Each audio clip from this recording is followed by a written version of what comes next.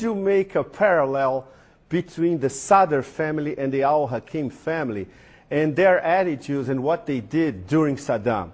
I mean, the split really was that the al-Sadr family stayed on in Iraq, and their accusation against the al-Hakim was that they went to Iran. They were puppets of the Iranians, that the al-Hakim's political party, the Islamic Supreme Council of Iraq, was set up on Iranian initiative in 1982.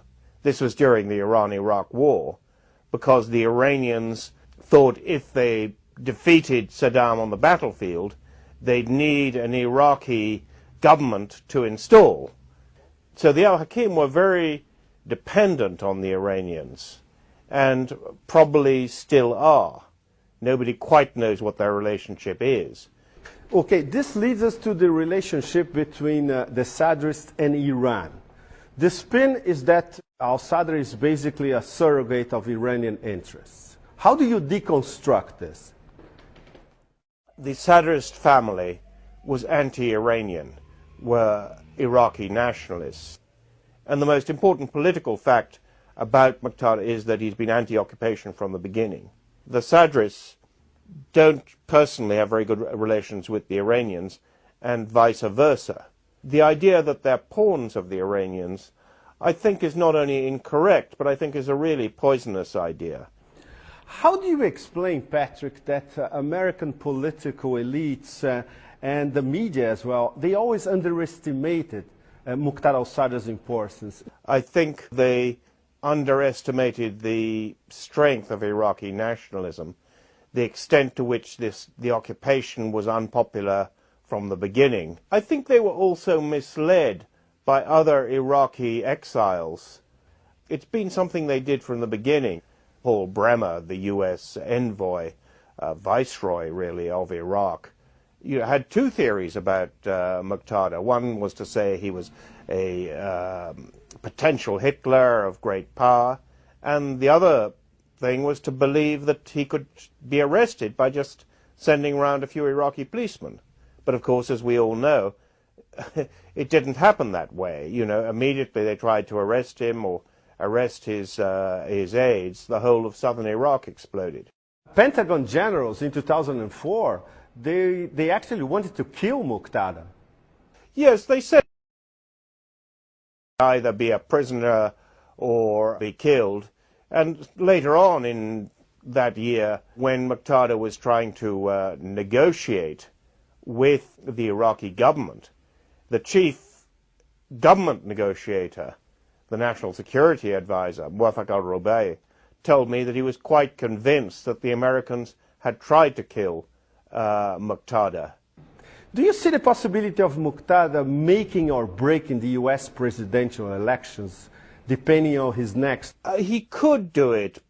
After all, McCain relaunched his political career when he went to Baghdad and endorsed the so-called surge. He went to a market, Sharjah market, in the center of Baghdad, and said that the American people were not learning the truth about Iraq, that things were getting better.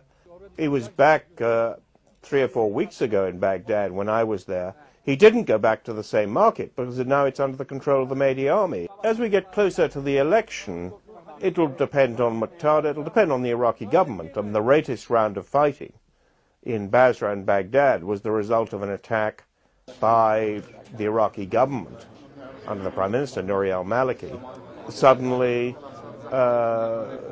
sending 15,000 troops to Basra and trying to eliminate the Mahdi army.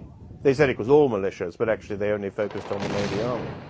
If they do that again, there's going to be a lot of fighting. This will not look good in the U.S. How would you place Muqtada as a crucial political figure in the Middle East, in the big picture, in the next few years? And suppose we have a democratic president in the U.S. He'll be forced sort of to sit down and talk directly to Muqtada. Yes, I think so. I mean, when the Americans decided to overthrow Saddam Hussein, two things were inevitable. One, that the Shia in Iraq would take power, because they're 60% of the population. Saddam ran a Sunni regime. And secondly, religious parties were going to win that election. And Iran would become more influential in Iraq, because Saddam was their big enemy and they're also Shia. But there are limits to what the Iranians can do in Iraq. So ultimately, I think this war is going to end when the Americans talk to those who have real power, which is Muqtada and the Iranians. I'm sure they will at some stage, but we might have an awful lot of people killed between now and then. Patrick, based on your 5 years of experience, and everything that you lived through during Saddam's era in Iraq, do you realistically see the Americans leaving Iraq for good? I think ultimately they will. My only doubt, and this is what worries a lot of Iraqis, is that there is a growing sort of unspoken condominium, sort of sharing of power between the Americans and the Iranians in Iraq. It sounds strange because they attack each other in public. But, for instance, recently the fighting in Basra was ended when a delegation of Shia from Baghdad went to Qum to talk to Iran, to talk to Muqtada, and to talk to the head of the Iranian Revolutionary Guard, people who somebody who the Americans regard as have denounced as a terrorist. Iraqi politicians in the government are always trying to encourage the Iranians and the Americans to talk, but to talk in the presence of the Iraqi government. They're always worried that there's going to be a sort of side deal between Iran and America, which would leave them both very strong in Iraq, and Iraq without much independence. And the Sadrists will probably be part of the government after the October elections, so the equation will certainly change.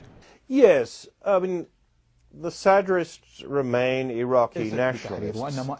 The U.S. policy has always been contradictory from the beginning, that they want an Iraqi government that somehow will be completely legitimate in the eyes of Iraqis, and at the same time will obey every instruction it ever gets from Washington. And they're a bit surprised when that government is regarded as simply an affront for America. But if you want a legitimate government in Baghdad, then the Sadrists will have to be part of it. Would you say that in numbers they will be able to control parliament? It's a little difficult because you have the Kurdish section of the parliament as well. But I mean, one former Shia minister was saying to me, the Shia are the majority of Iraqis and the majority of the Shia are Sadrists. That's why it's so ludicrous and counter-effective for Nouri al-Maliki and perhaps the Americans to think that they can simply eliminate Muqtada and pretend that the Sadrists don't exist and that they can be politically marginalized.